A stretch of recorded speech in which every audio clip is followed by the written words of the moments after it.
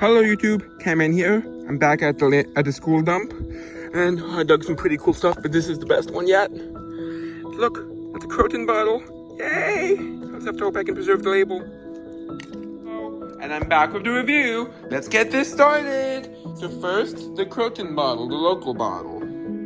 Van Wyck Pharmacy, Croton. You can see it's a faded painted label. I did my best to save it. It was not in mint condition when I found it. It was in like about only slightly better condition than this. But what I did is I washed around it, and then I coated it very gently and not very thoroughly, just to avoid risking damage. And then I coated this with a layer of spray gloss in order to make it so that the label can't come off, which is something I do when there's like a flaky or just very delicate label in order to preserve it. And it works. You can see the gloss, unfortunately, but there's like a slight texture, but it's better than having no label.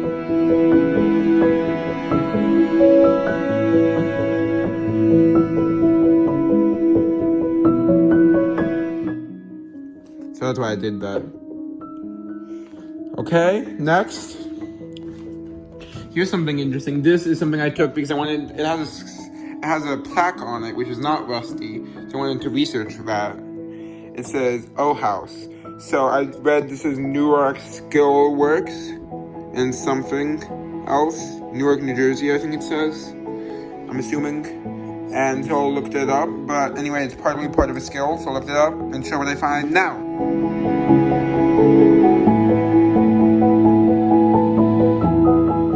Yep, pretty good.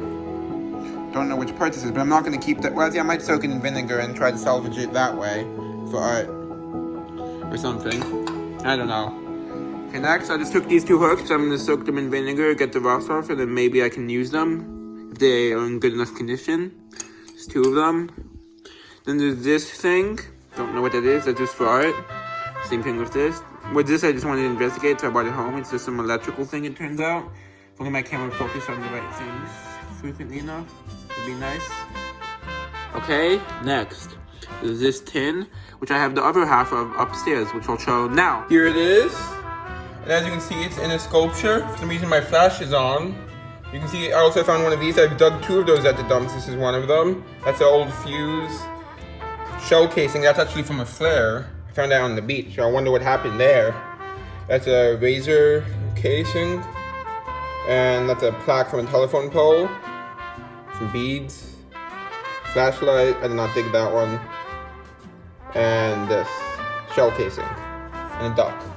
Okay, and I'm gonna quickly show my Halloween costume since today, the day that I'm editing this and adding this in, is Halloween. Hello. So my costume is a uniform. What I mean by that is it's a mix of different uniforms. I know I'm a bit old for wearing costumes since I'm almost 18. I just decided to do it for fun. I used to have a military costume every year, but I decided to make it into just a general uniform just because I thought that was kind of funny. So here you can see I have buttons from a bunch of different kind of uniforms. These are military. I think that one's World War II. Bought those on eBay. And that one's a building inspector. I have the chief inspector and assistant chief inspector. Yep. I have a bunch of other of these badges from my grandfather, who was a building inspector. But these are older than when he worked there. And he has some even older ones from the early 1900s he gave me. But I decided not to wear those because I don't want to get them risk getting them damaged. Then there's this U.S. military, more military stuff. This is an old, like, I'm not sure exactly what it's from, but it says business manager. It's from a fair or something. And then this is a Freemasons pin for 55 years of membership, and that's a Lions Club pin. I also have a hat, which I'll be right back once I get it out of the box, which I put it in to protect it. And also, yeah. Hey, here it is. It's a Scottish Freemasons hat from about the 50s or 60s, so I'm going to be very careful with this. I think it's pretty cool, and it's hand embroidered, I think. The ones I found online all were handmade. Yep, bye. Yep, so I dug the other half and I used it in sculpture. So then there's this, which I think is a base to something. So I found this right next to, I'm not sure if you remember that statue/lamp I found that my parents made me throw it because I had an ant's nest. I think this is the base to it, like an additional base. So, yep.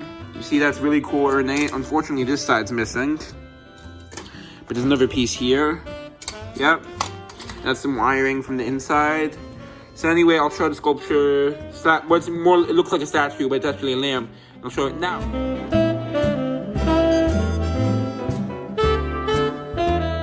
Yep, it's a shame I had to throw it out because it had ants in it. Okay, next. This is part of the clock. I took it home for another project. You can see it kind of be like a face. Like, my camera won't focus, so I guess I'll have to keep putting it in I start putting it in my lap. So like these are the eyes and this is the mouth, maybe. This is the head. Yep. Next is this like stopper. It has a metal tip. I think it's a stopper. Why won't my camera focus? There we go. Then there's this grommet. It does have writing on it, but I can't really read it. But hopefully if I soak it in vinegar or something, it will be readable. Yep. And then there's this belt, this watch buckle, I believe. That's what it is. Yep. I think it had the middle thing when I found it, but it's gone now. Didn't make it the trip home in my bag. Then there's this. Anderson. I actually have one of these in my room, but it's a different font. So it's basically just a stronger version of aspirin. Probably from the 40s or so. This bottle. Okay. And then there's this. This item. It's a Seashell, giant one. You can see in comparison to my hand. It's big. It's very shiny. Or it looks kind of like pressed steel in the light. See what I mean? Or is it pressed aluminum? I can't remember which. You know what I mean? Like how it's like different. You know what I mean? Probably. But it's huge. And was buried. So it's very old. Wow. So shiny. Except for the green parts. I don't know why it's green. Yeah, weird. Let me know if you know anything about it. Then I found 3 marbles and a coin. A penny. I think it's a wheat penny. So these 2. And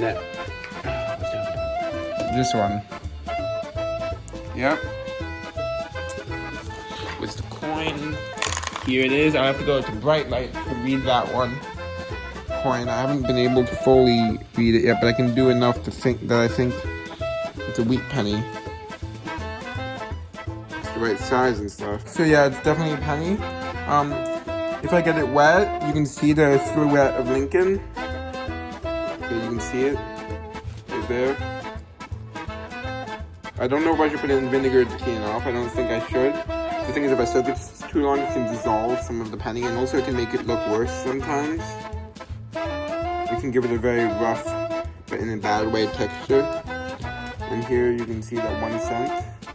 If you can't, I'll have to get it wet. Yeah, you can see it. Kinda. It's a wheat penny, not sure the date, but it says 19 something 9. Can't tell what. That's why I would consider, because it's worthless, basically, in this condition. Probably. And this is like 1909. But you know what I mean. So, that's why I don't know if I should soak it in vinegar, because that can make it look worse, but on the other hand, it can make it look better, depending on if I'm very careful. So, please tell me your opinion. I don't know. I feel like I'm spending too long on this one item. But that's all. Hope you enjoyed. Bye!